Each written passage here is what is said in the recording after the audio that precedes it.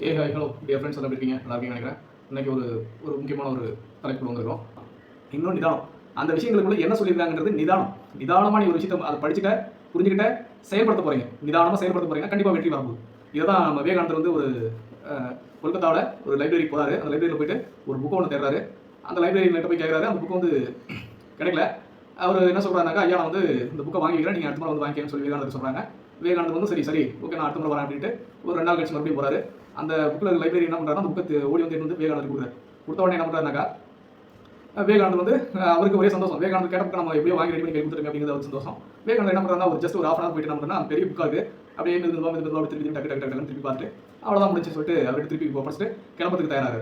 அப்போது அந்த லைப்ரரிக்கு பெரிய அதிர்ச்சி. என்னடா இதுக்காக 2 நாள் போராடி ஆராய்ஞ்சு இந்த புக்கை நம்ம கொண்டு வந்து கொடுத்துருக்கோம். ஆனால் இவர் என்ன பண்ணுறாரு, ஒரே ஒரு 1/4 மணி நேரம் கூட சரியாக நம்ம பார்க்கல, அப்படியே புக்கு என்னமோ திருப்பி தூக்கி கொடுத்துட்டு போறாரு அப்படிங்கிற ஒரு சங்கட கஷ்டம். ஆனால் அந்த சங்கடத்தை வந்து என்ன பண்ணுறாருனாக்கா, ஒரு கேள்வியாகவே கேட்டுறாரு விவேகானந்தர் ஐயாட்ட. அப்போ கேட்கும்போது என்ன சொல்கிறாங்க, நீங்கள் என்ன சாமி எல்லாம் முடிச்சிங்களா, அதுக்குள்ளே நீங்கள் புக்கை உங்களுக்காக நான் கஷ்டப்பட்டு புக்கு வாங்கி வச்சேன், நீங்கள் எவ்வளோ ஈஸியாக வந்து நீங்கள் கொடுத்துட்டு போயிட்டீங்க அப்படின்னு சொல்லி கேட்கும்போது, இல்லையா நான் படிச்சுக்கேன் அப்படிங்கிறார் விவேகானந்தர். படிச்சிங்களா, இவ்வளோ பெரிய புக்கை எப்படி வசிக்க படிக்க முடியும் அப்படின்னு சொல்லுவார். கேட்கும்போது விவேகானந்தர் சொல்கிறார், சிலர் வந்து புக்கை வரி பை வரியா அந்த வரி 1 by 1 அந்த வரியில் வந்து படிப்பாங்க. சிலர் வந்து அந்த பேராகிராஃபா அந்த பத்தியாக படிப்பாங்க. சிலர் என்ன பண்ணுவாங்கன்னா ஒரு பக்கமாக படிப்பாங்க. சிலர் அந்த புத்தகமாகவே படிப்பாங்க. நான் வந்து என்ன பண்ணுவேன்னா, ஒரு புத்தகத்தை எப்படி இருக்கும் அப்படிங்கிறது நான் படிக்கும்போதே அதோடைய உள்ளார்ந்து உள்ளே போயிட்டு அது என்ன மாதிரியான கருத்தை சொல்ல போகுது அப்படிங்கிறது கொஞ்சம் மனசுக்குள்ள உள்வாங்கிட்டு படிக்க ஆரம்பிக்கும் போது பக்கத்துக்கு பக்கம் நம்ம ரொம்ப வேகமாக மூவ் பண்ணிட்டு போகிறதுக்கு ஈஸியாக இருக்கும். நான் அப்படி தான் படிப்பேன். ஒரு புத்தகத்தை வந்து நான் பத்தியாக படிக்க மாட்டேன், பக்கமாக படிப்பேன். அப்போது நான் வேகம் முடிச்சுட்டு நீங்கள் வேணும் எந்த சந்தேகம் வேணாலும் உள்ள இருக்கக்கூடிய ஏதாவது ஒரு பக்கத்தில் இருக்கக்கூடிய ஒரு கேள்வி நான் பதில் சொல்கிறேன் அப்படின்னு சொல்லி கேட்குறாரு விவேகானந்தர். அப்போ அவருக்கு ஒரு சின்ன சந்தேகம், இவ்வளோ முன்னாடி ஒரு சின்ன சந்தேகம், ஒரு குறிப்பிட்ட பக்கத்தை எடுத்து ஐயா அந்த பேஜில் என்ன இருக்குது அப்படின்னு சொல்லி கேட்குறாரு.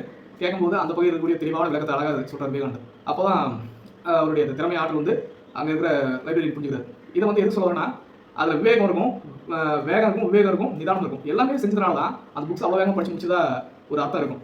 அந்த மாதிரி தான் நீங்களும் படிக்க வேண்டியது இருக்குது. அந்த மாதிரியான சாதனையாளர்களும் மிகப்பெரிய ஆன்மீகவாதிகளும் நம்ம நாட்டில் வாழ்ந்தவர்கள் இருக்கிறாங்க. வாழ்ந்தவங்க தான் இன்றைக்கி நம்ம பாடமாக படிச்சுட்டு இருக்கோம். அவங்களுடைய வாழ்க்கை முறையை நம்ம பயன்படுத்தலாம்.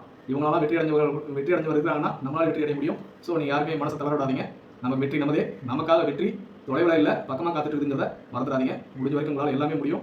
முயற்சி பண்ணுங்கள். வெற்றி பெறுவதற்கான வாழ்த்துக்கள். நன்றி.